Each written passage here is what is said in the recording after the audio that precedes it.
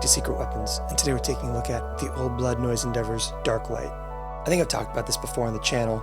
I'm a big fan of Old Blood when they are at their weirdest, designing devices that have bizarre use cases where the top line for the product description is just a bizarre idea that is very much not going to be for everybody, but if you can find the use case, or if you're somebody who really loves the weird esoteric stuff they do, you find it totally invaluable.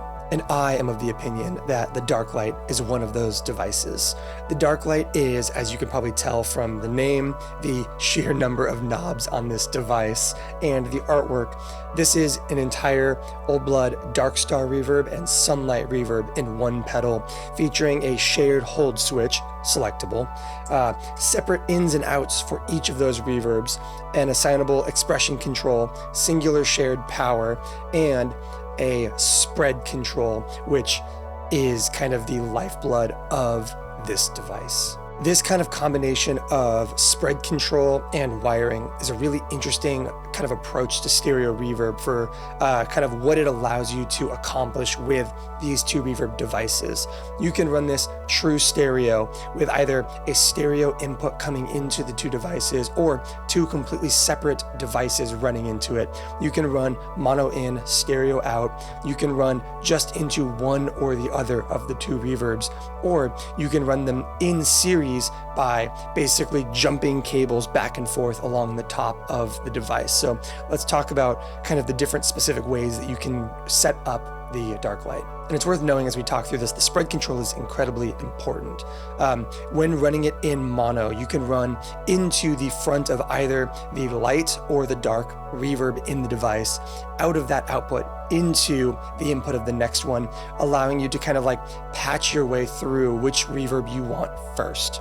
Editor's note, my favorite version of this is the Dark Star into the Sunlight, because the Dark Star has all that kind of like menace of those octave down bit crushed reverbs that are fun to freeze as a pad that you can then feed into the really bright, swimming, kind of more airy reverbs of the Sunlight. And this allows you to treat them like two completely separate reverb pedals on a shared platform. You can activate and deactivate either of them as you go through. You can also do fun things like set that center hold toggle switch to toggle which reverb is being held at the time, allowing you to hand reverb trails and pads back and forth, which is really cool. Like I said, you can then also go to a mono in, stereo out configuration, running those two reverbs parallel with one another rather than series running one into the other. And in this parallel mode, that spread control becomes the amount of crosstalk through that center channel each of those reverbs offers up. You can do things like have them collapse completely to your center channel from mono, basically allowing you to run them in parallel with one another. Angry, octave down bit crush reverbs running alongside of but not interacting directly with the kind of flittery sample and hold of the Sunlight. And it's not like it's just a switch where you have like mono or stereo kind of imaging. That spread control really offers up a really beautiful sweep of everything in the center channel, progressively moving out while still kind of crossing across that middle point all the way out to a hard left, hard right configuration. And as somebody personally who has been doing a lot of mono amp tracking recently, where all of my kind of like delays and stuff run mono into the front of an amp and then just receive stereo plate reverb from the Universal Audio aux on my way into my DAW, the idea of running a mono effects chain into a reverb with controllable width and texture like that actually has a ton of value. But you can take it one step further as well. Like I said, you can also run full stereo implementation on this thing. And when it is wired in true stereo, stereo in, stereo out, it is properly two-channel stereo. That spread control will allow you to give some crosstalk across that middle, but if you have that spread completely cranked, you will have your repeats that appear on the left side activating the reverb on the left channel and vice versa. And once again, because there is no proper left and right in this device, you can set your Dark Star to be either side. You can set the Sunlight to be either side and allow it to kind of travel across that middle channel as much as you want. We'll play with that spread control a little bit in our sound samples, and you'll hear just how kind of lush and swimming and dreamy and atmospheric it gets as you kind of bring that spread down a little bit. Wider is often better, except for when it's not. And I think that's kind of all there is to say on the Darklight's feature set at this point.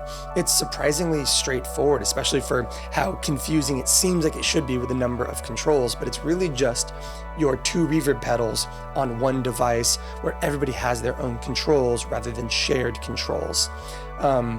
It, of course, as you can tell, looks great, sounds phenomenal, and yeah, I think let's just get into our sound samples. We're going to break this up in a way that I think allows us to kind of really step through each level of complexity in this thing pretty easily. We're going to start with a straight up mono in, mono out, running the 2 reverbs in series.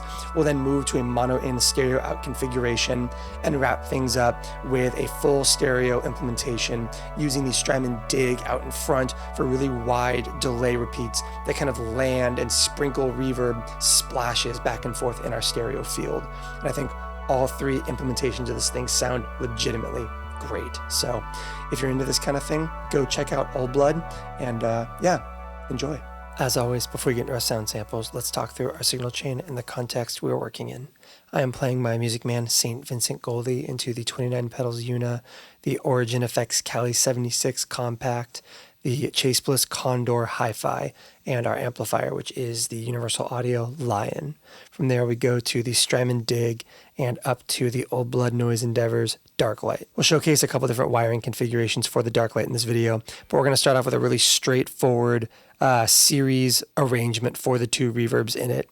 We are running mono out of the Strymon Dig into the Dark Star input on the pedal, out of the output of the Dark Star to the input of the Sunlight, and then out of the output of the Sunlight onto our DI box and out to our DAW. When you have this configuration set up, it's very, very important to keep that spread control completely maxed out or fully clockwise to avoid internal self-oscillating chaos that will just totally ruin your ears if you have it set up incorrectly.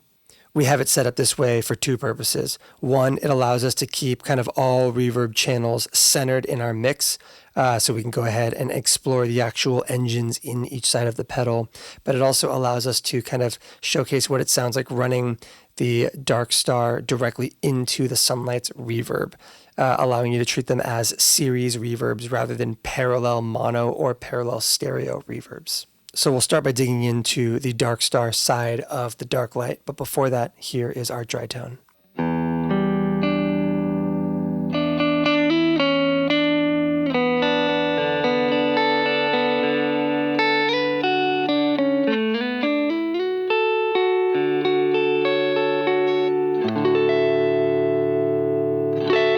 And here is the Dark Star in pitch mode with things 1 and 2 in unity, basically giving you no pitch shifting in this reverb.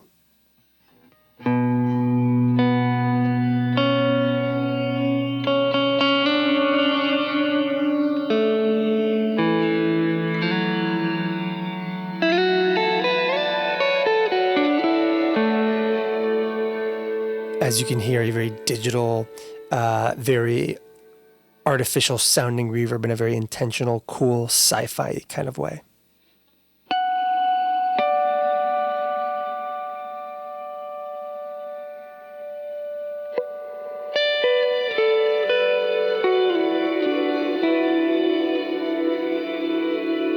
And of course, you have a hold in the center position.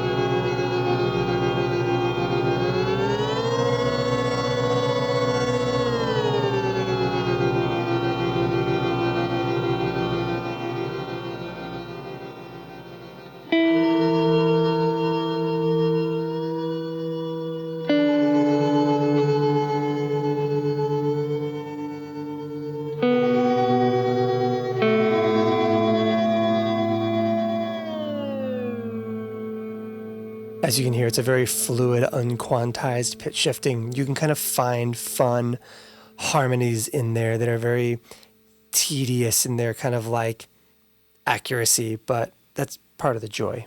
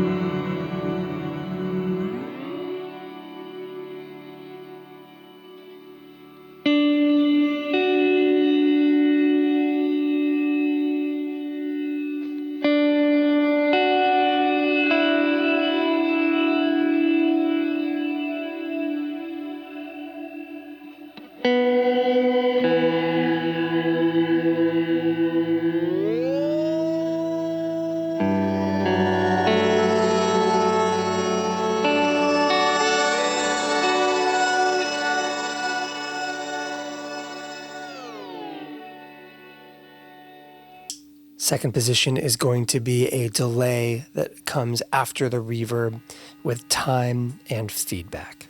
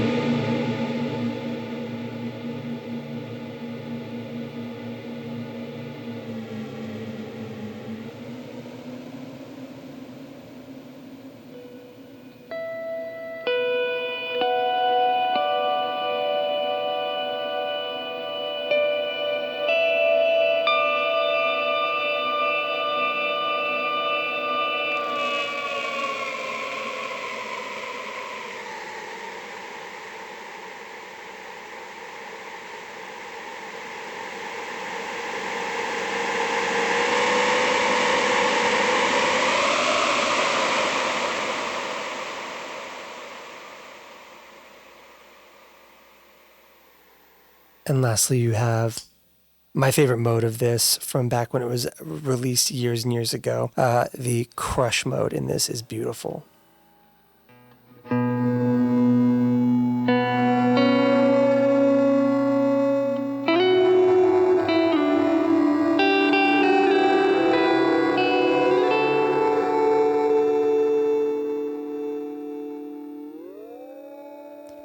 Pitch shifting, sample reduction.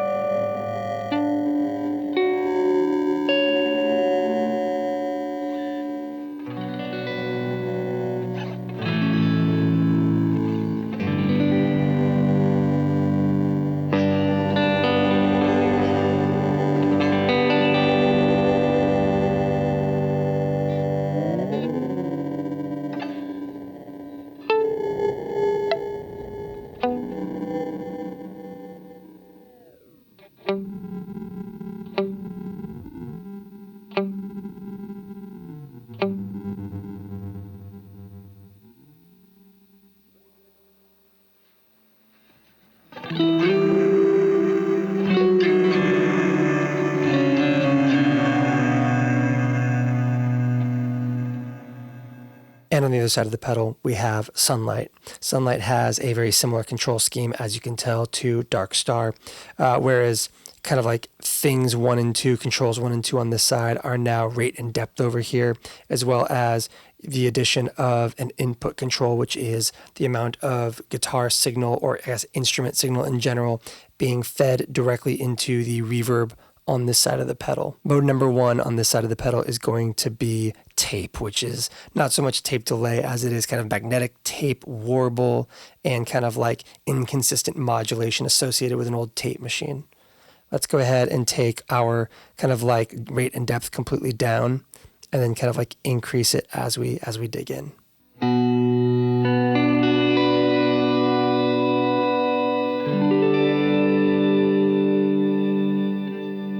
As you can hear with the input at 0,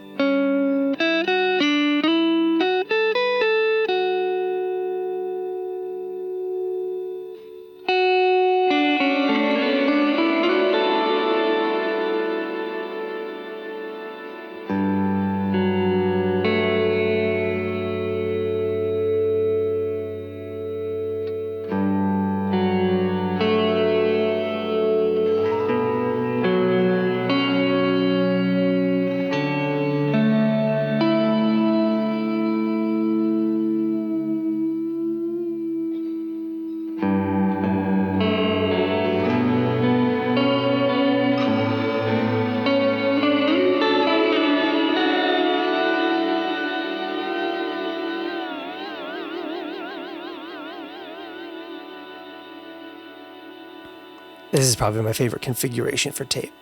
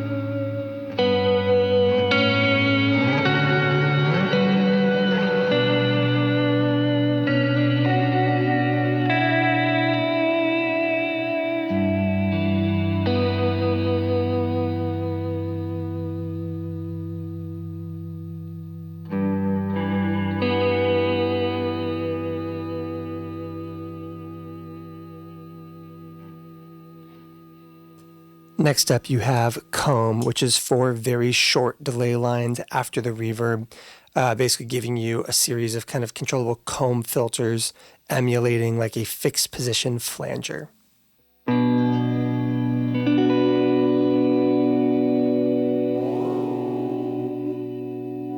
Rate is obviously the rate of the delays, and depth is going to be feedback, offering up kind of like increased resonant filters.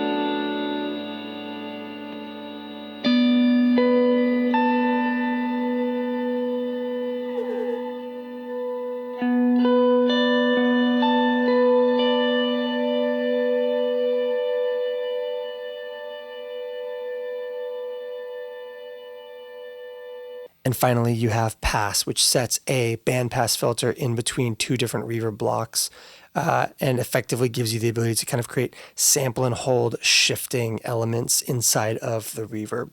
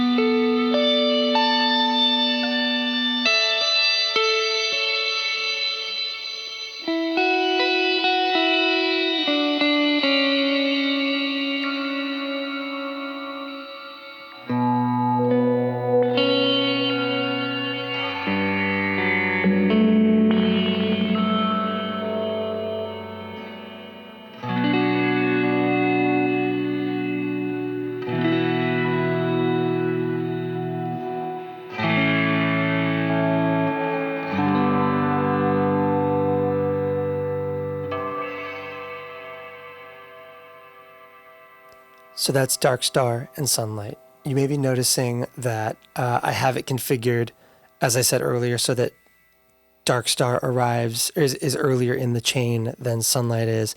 And you may also notice that, kind of generally speaking, this is a much prettier and more effervescent sounding reverb than the Dark Star is. And that's by design. By design in the way that I have the board configured right now.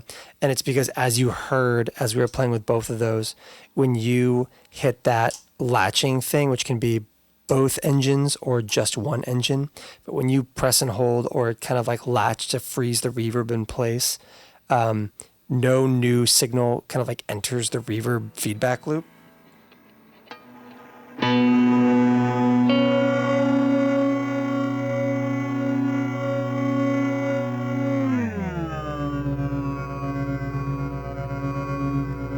So now, obviously,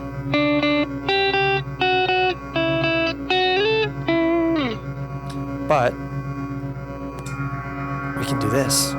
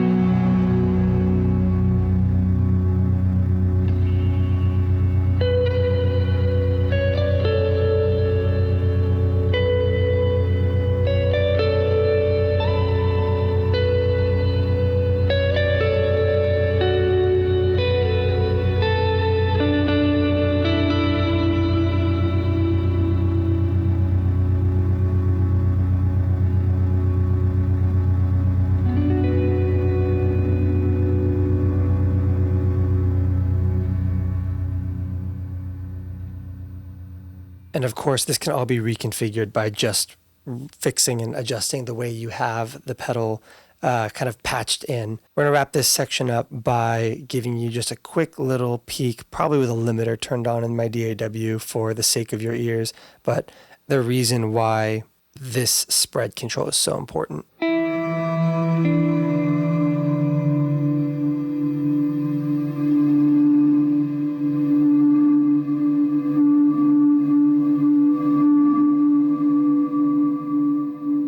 hear that resonant buildup happening right away. We're not going to actually crank it because I don't want to blow my own ears out. But yeah, if you have it set up like this, you effectively have an entire dark star and an entire sunlight, reorderable in whichever way you want, with one power supply in one unit. Just make sure that spread control is set appropriately so you don't kill yourself or your amp. Okay, we now have dark light configured as mono in, stereo out. So we are running a single in to one side of the dark light. Honestly, it doesn't matter which one you choose. The pedal will kind of know and split to dual mono outputs automatically. So we are running out of both outputs of the pedal. And what that effectively means is when everything is bypassed, it sounds like this. And if you turn one side on, it will sound like this.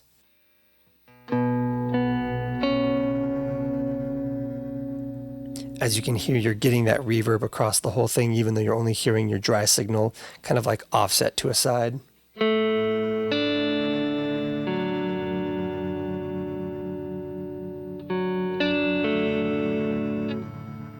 But you can bring them both in and you get this.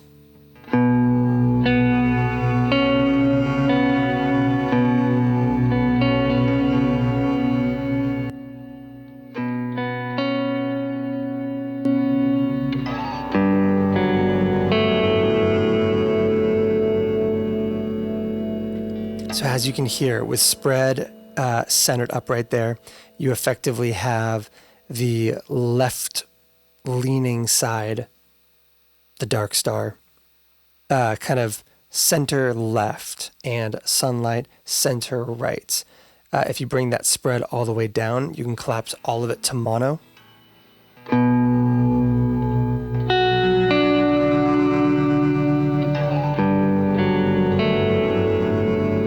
Value here being these two reverbs are not interacting, they are running in parallel with one another.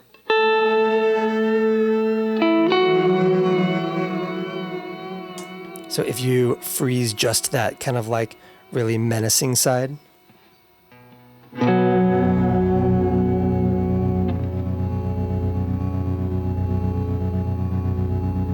you'll notice that you're not hearing it feeding through the reverb on this side.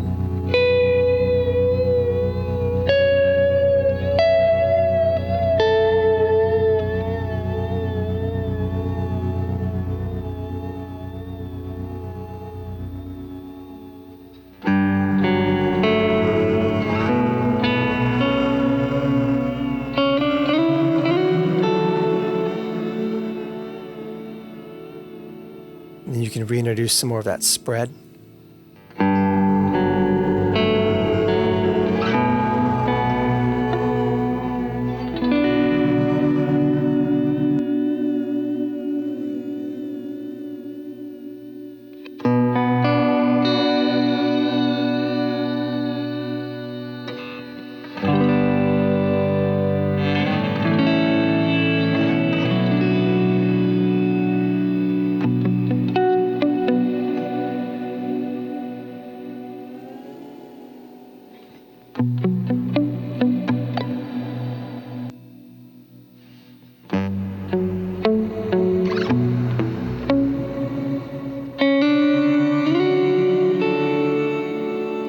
Or max that spread out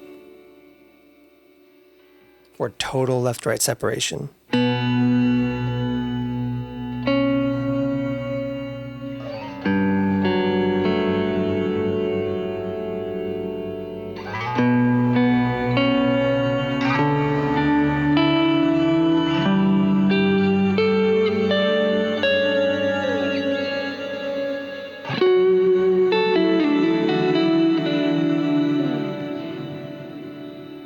Can be very, very cool, especially like you've got that dig ahead of it.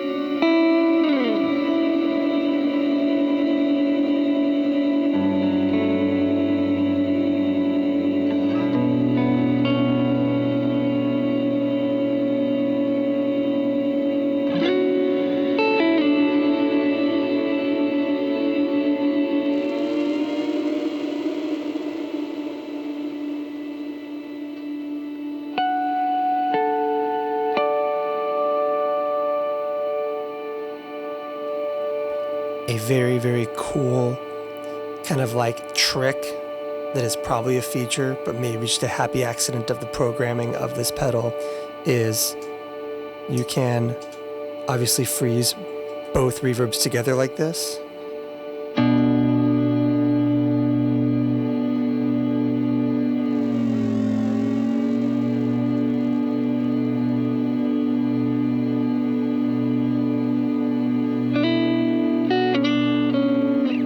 Or you can set it to the left channel, freeze, then set it to toggle freeze for both again, and now step back and forth, alternatingly freezing one or the other. So you could do stuff like capture a chord for one, get it frozen into place, pull it closer to the center,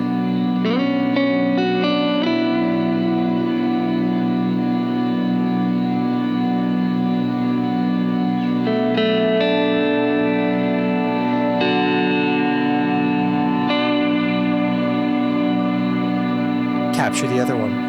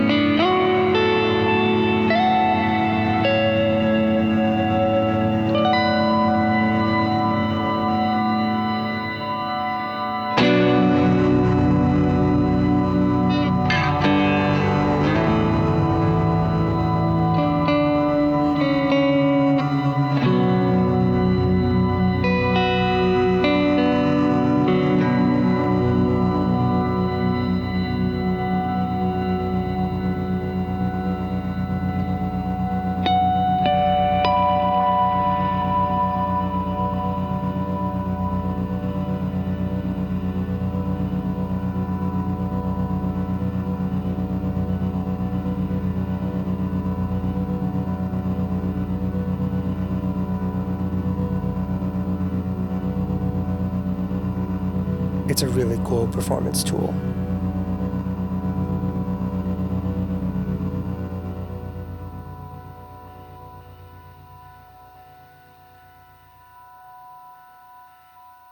And lastly, we now have the dark light wired up in proper full stereo. We are running left and right out of the Dig into both inputs on the top of the dark light and out both outputs, effectively giving us not only this very similar thing to what we were just doing, but also the ability to kind of process stereo effects ahead of dark light into the reverbs in this thing, giving you additional width, because it being obviously two completely separate paths, when that spread is totally maxed out, you get the ability to do things like your left channel's repeats landing on the left side and generating dark star reverb, and vice versa with the sunlight. So let's give it a listen. We'll start with spread back up in the middle again.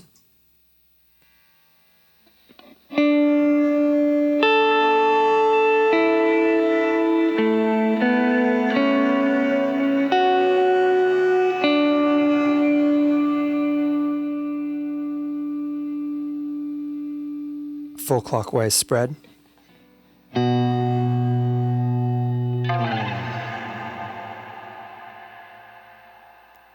Let's take that out and let's introduce the Dig.